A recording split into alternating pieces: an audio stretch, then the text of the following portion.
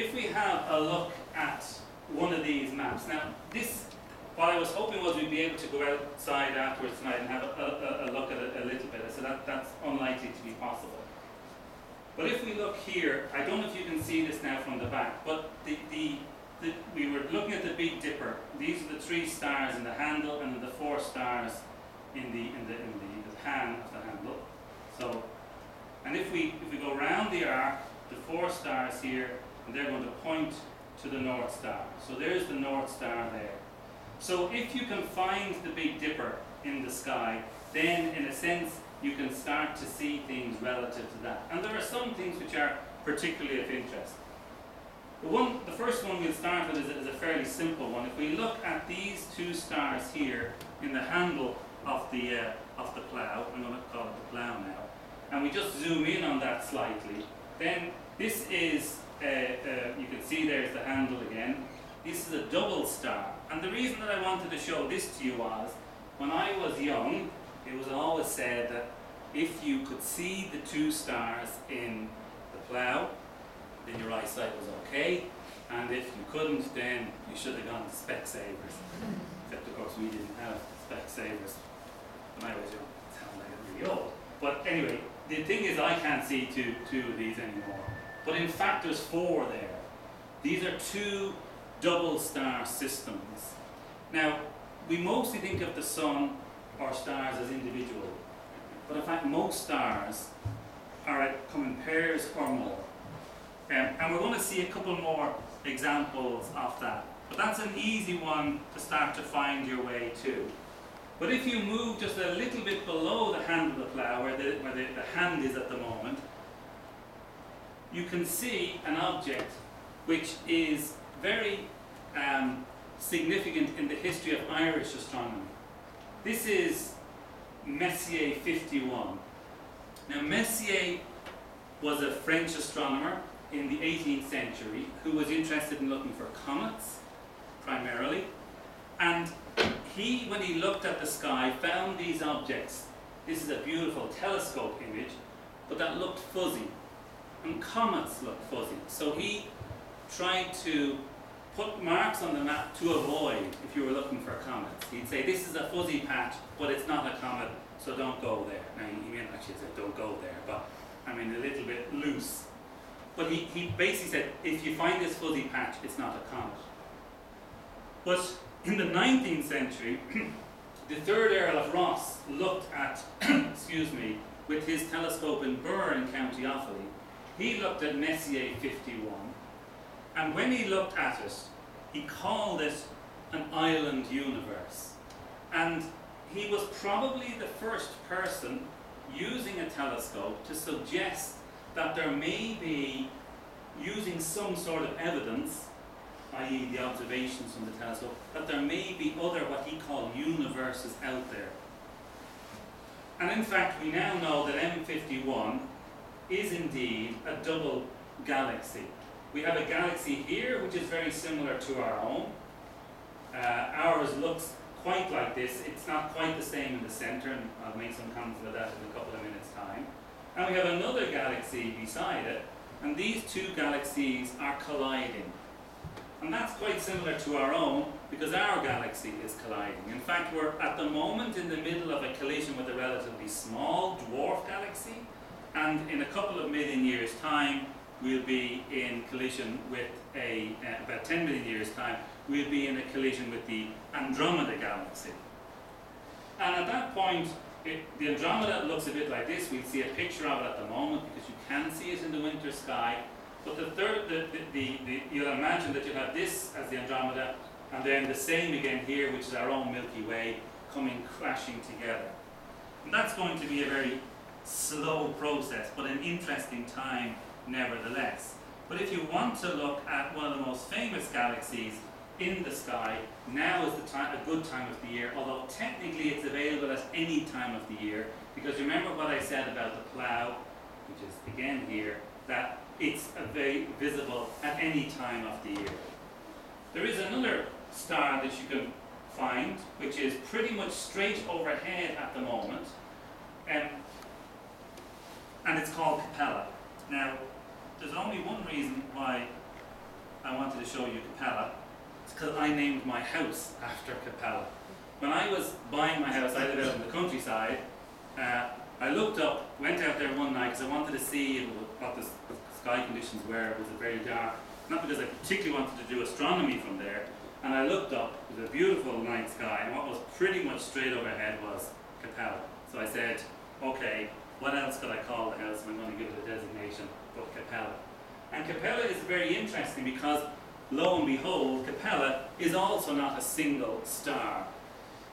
It's actually quite an interesting system because one astronomical unit is the distance between the Earth and the Sun. So two of the stars in Capella are actually closer than the distance between the Earth and the Sun. And they rotate around each other in a period of a few months. And that's really very interesting because Capella, we know that that can't go on for very long, so we know that Capella must be a relatively young star system. And somehow we're starting to find that stars often get brought together in pairs or groups, and that stars like our Sun are actually a little bit more rare than you might think. So that's some of the facing north. There's a couple which are facing south. I'm going to go through these relatively quickly. I'm going to leave Orion, which is here, for a minute or two. But Orion, you can't miss Orion, and I'll explain to you in a minute why you can't miss Orion. But if we go up to here, we mentioned about this collision between our galaxy and another galaxy, and this is M31, or the Andromeda galaxy. The Andromeda galaxy is actually the farthest you can see in the universe with your naked eye. So you need a dark-ish sight, but you can see it from here at BCO if even with the street lights and all the rest. You can certainly see it with the telescope, but even from the courtyard you can see it with the naked eye. You can definitely see it quite well with a pair of binoculars. It won't look as spectacular as this, and the reason for that is that for the most part you will see any of these objects that I'm showing to you in black and white, for the most part. When the light is low, your eyes will switch automatically to black and white, and the light levels from all of these objects is really quite low, so your eye will automatically switch to black and white mode of operation. But it's nevertheless, I like looking for Andromeda because I think I have seen as far across the universe as anybody else who's walked on the planet. And I don't know whether that gives you any sense of, hooray, or whether you don't mind, but I think it's kind of nice to think that, yeah, I've actually seen as far across the universe as my eyes will allow me to do so. But you can go from the Andromeda, which is quite far away, about 2 million light years, which means that we're seeing it as it was 2 million years ago, or the equivalent is that it takes light 2 million years to get from there to here. And we can go from that object which is very far away to an object which is very close, and that's the Pleiades. And the Pleiades are also known as the Seven Sisters, although there's more than 7 stars in them. But these are very, very easy to see. This is a lovely image of the Pleiades, and there's three things about this image which I wanted to draw your attention to. The first thing is, and these are very much a winter constellation. The first thing is something that you often see, which is this pattern of 2 spikes perpendicular to one another, 2 sets of spikes perpendicular to one another. You may also see, for the brighter stars, other ones sort of out this way. You actually will see that with your own eyes as well. And this is actually through a telescope, if you look through a telescope. This is actually nothing to do with the stars themselves, but it's to do with the way that the optics in the telescope work. So it does make for a pretty picture, but it gives the impression that there's one type of star that has spikes out of it perhaps, and others that don't. And incidentally, I said there were 3 things. I'm going to make a 4th comment on this image. All the objects, the dots you see in this image, are stars, and all of them are in our own galaxy. The Andromeda galaxy is 2 million light years away. All of these are much closer than that. And we'll see an example of that in just a couple of minutes. sort of how big our galaxy is. The second thing you may or may not notice is this looks blue. It's kind of a bluey hue of it. When you see stars that look kind of blue, that means they're extremely hot. Now it's an interesting thing that if you take something, you heat it up, it turns red first of all, and then it turns kind of white hot. So if you ever see somebody, a blacksmith for example, with a forge, you'll see when they take the piece of metal out of the embers, that it's white and it gradually goes, or relatively quickly goes towards red. So colour is an example of temperature, and these are very hot stars. But what we now know is hot stars can't stay around very long, so these have to be young. These will only last a few tens of millions of years, and they will then burn out. These are much larger than our own sun, and interestingly enough, stars that are brighter and bigger than our sun last for a shorter period of time. This, for example, suggests that if we want to look where life might be in the universe, don't look at big, bright stars, because they'll be young and they won't last very long. And as far as we can tell, it takes a bit of time for life to get going. Now, by the way, I have no evidence that there's any other life from anywhere else in the universe, but if we imagine that the Earth is a fairly normal place, then it's going to take some billions of years for life to get a hold on a planet around a star. These stars will simply not be around in a couple of billion years. And the third thing about this image that we will have all noticed straight away is this fuzziness. And this is actually mostly gas, and it's the gas out of which these stars formed. And what it tells us is that we always find, or I shouldn't say what it tells us, but what we always find is young stars are always associated with nebulae.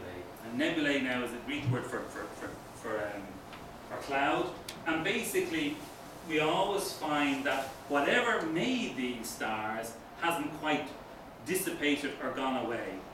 And in fact, we now know to a very high degree of accuracy that stars simply collapse out of largely clouds of hydrogen. Hydrogen is by far the most abundant element in the universe, and there's a whole interesting story about what happens to stars as they grow and die. But when you start off as a star, primarily most of you is made up of hydrogen. So most of what we see here would be hydrogen gas excited by the stars. And when we say excited by the stars, it simply means that the heat from the stars causes the hydrogen to glow. It's the same way as your fluorescent light works at home. You may not have a fluorescent light anymore at home, but maybe in the office or something like that. You simply cause the molecules to you give them energy, and what they do with the energy, they give back out the energy as light. And if you remember the aurora that we talked about, the northern lights at the beginning, it's the same physical process which is going on in the aurora as is going on here. These are molecules of hydrogen way off in space, but close to these stars that are glowing, because these stars are exciting them or giving them energy. And that's the same thing that happens in our own atmosphere when the sun gives its energy because of the